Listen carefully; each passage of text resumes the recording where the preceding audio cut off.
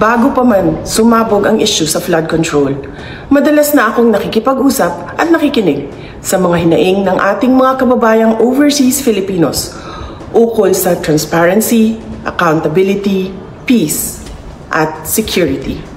Sa halip na sundin ang listahan ng DepEd upang matugunan ang malalang kakulangan sa classrooms, misulang ginawang pork barrel ang pondong nakalaan para sa kabataang Pilipino at pinaghati-hatian ng mga kongresistang malapit sa mga makapangyarihan.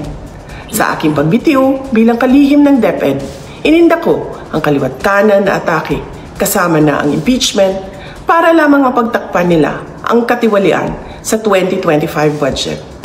Anggara 5 kung tawagin ng source ng Bilyonaryo News Channel ang 5 kawani ng gobyerno na sangkot umano sa insertions sa national budget.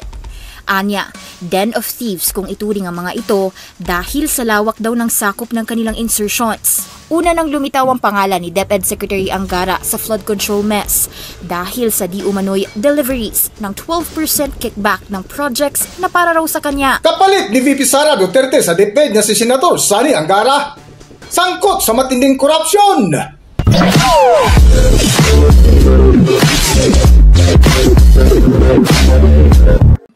Sa gitna ng kontrobersya ukol sa mga flood control projects sa bansa, kabilang ang mga aligasyon ng overpricing, hindi natatapos na kontrata na tinaguriang white elephant o ghost projects ay taong 2023 pa lamang ay nauna na ang pasabog ni VP Sara Duterte ang katiwalian ng administrasyon ni Pangulong Ferdinand Marcos Jr. na sinabi nito na 2 tao lang ang humawak ng budget sa buong Pilipinas. Hindi ako bratinela o spoiled brat. Ang budget ng Pilipinas ay hawak lang ng 2 tao. Ang budget ng Pilipinas ay hawak lang ng 2 tao. Hawak lang siya ni Congressman Zaldico at ni Congressman Martin Romualdez. Yan ang katotohanan. Halimbawa ko dito, medyo mahaba ito, kaya pagpasensyahan mo. Ang halimbawa ko dito, sa DepEd muna tayo. Sa Department of Education. At matapos na isuplong ni VP Sara Duterte kay Pangulong Ferdinand Marcos sina Martin Romualdez at Zaldico, nagbingi-bingihan lang ito at walang ginawang aksyon na tila parang may ibig sabihin sa kanyang pananahimik hanggang sa nanawagan si VP Sara Duterte ng transparency na isa nga sa kanyang ipinaglaban ay ang hinaing ng ating mahal na mga OFW. Mga kababayan, nauunawaan ko ang galit at pagkadismaya ninyo. Nauunawaan ko ang galit ng taong bayan sapagkat sa nakalipas na ilang buwan, bago pa man sumabog ang issue sa flood control, madalas na akong nakikipag-usap at nakikinig sa mga hinaing ng ating mga kababayang overseas Filipinos ukol sa transparency, accountability, peace, at security. Nauunawaan ko ang galit ng taong bayan dahil nasaksihan ko mismo kung paano minanipula ng House of Representatives ang budget ng Department of Education.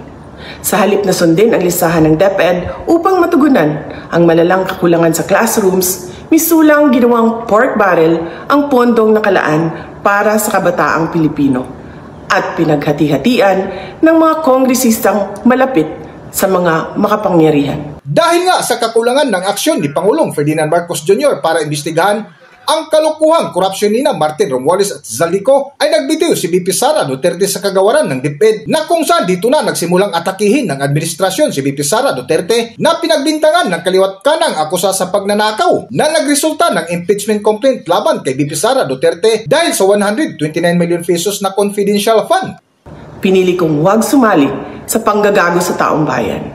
Sa aking pagbitiw bilang kalihim ng DepEd, ininda ko ang kaliwat kanan na atake kasama na ang impeachment para lamang mapagtakpan nila ang katiwalian sa 2025 budget. The President now faces a profound crisis of confidence, especially in the way these corruption investigations are being handled, which appear to lack both direction and resolve. We also seek clear answers on how a budget that deprived Filipinos of billions and billions of pesos was approved under his watch.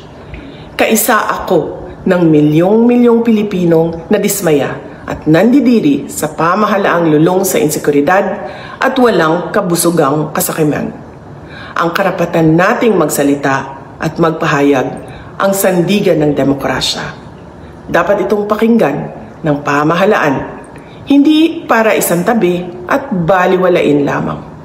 We Filipinos deserve better. Matapos nga mabuid ang impeachment complaint laban kay VP Sara Duterte dahil sa kakulangan ng ebidensya, ay sumabog naman ang kontrobersya ng flood control projects na umabot na sa pintuan ng Malacanang nang idinawit ni Zaldico sina Martin Romualdez at Pangulong Ferdinand Marcos Jr. na itinurong mastermind. Ngunit ang nakakagulat na pati ang pumalit kay VP Sara Duterte sa DepEd na si Senator Sani Angara ay sangkot din sa matinding korupsyon. Para sa buong kwento, narito ating panoorin ang video. Iba-ibang ahensya, iba-ibang posisyon, pero iisa umano ang modus, ang malakihang insertions sa national budget. Sino-sino ba ang miyembro ng sinasabing Angara 5? Alamin sa exclusive Politico Update ni Hannah T. Angara 5 kung tawagin ng source ng Billionario News Channel ang 5 kawani ng gobyerno na sangkot umano sa insertions sa national budget. Anya, den of thieves kung ituring ang mga ito dahil sa lawak daw ng sakop ng kanilang insertions. Malawak umano ang mga koneksyon ng mag-ama na former Senators Edgardo at Sani Angara, kabilang dito ang mga nasasangkot ngayon sa flood control scandal. Una nang lumitaw ang pangalan ni DepEd Secretary Angara sa flood control mess dahil sa di umano'y deliveries ng 12% kickback ng projects na para raw sa kanya. Naging transaksyon daw ito ni flood control whistleblower Roberto Bernardo sa umano'y protege ni Angara na si dating DepEd Undersecretary Trigiv Olivar.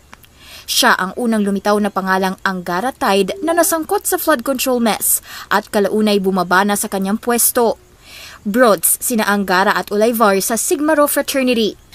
Ayon sa aming source, marami ring koneksyon si Olivar sa iba pang mga opisyal ng gobyerno, kabilang ang mga nasa DICT at DBM. Dati na rin daw nagtrabaho si Olivar sa Senado nung nabubuhay pa si late Senator Angara ayon sa aming source. Naging kasamahan din nila noon si dating DBM Secretary Amina Pangandaman na bumaba na rin sa pwesto sa gitna ng flood control scandal matapos idawit ni dating Ako Bicol Party List Representative Zaldico. Ayon kay Ko, si Pangandaman daw ang nag-arrange ng meeting kaugnay ng budget insertions na gagawin ni Ko para umano sa Pangulo na nasa 100 billion pesos.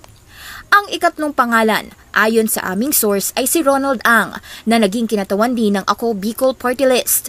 Magkasunod na nagsilbi sa Ako Bicol sina Ronald Ang at Zaldico noong 2019. Si Ang sa mga huling buwan ng 17th Congress at si Ko sa pagpasok ng 18th Congress. Si Ang ay ngayon TIEZA Director at dati siyang consultant sa opisina ni late Senator Angara.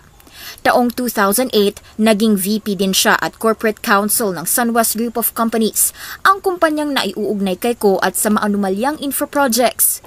Kasunod nito, saka na siya naging Ako Bicol Party List Representative noong 2019. Sabi sa kanyang corporate background, kasalukuyan pa rin siyang VP ng Sunwest. Director din siya ng hotel companies na tied din kay Zaldico, kabilang ang Miss Cibis. Ika-4 ay si DBM Undersecretary Wilford Wong na ngayon nakatoka sa local government at regional operations ng DBM. Ayon sa aming source, bata ni Angara kung ituring si Wong. Naging bagman din siya umano ni Pangandaman sa insertion transactions.